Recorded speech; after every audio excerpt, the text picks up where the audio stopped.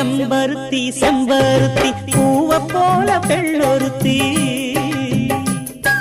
காதலன தேடி வந்தாள் கண்ணில் வண்ணமை எழுதி மேலும் கீழும் ஆடுகின்ற நூலிடைதான் மீண்டும் மீண்டும் நான் படிக்கும் நூலகம்தான் நாளெல்லாம் மீண்டும் மீண்டும் நான் படிக்கும் நூலகம்தான்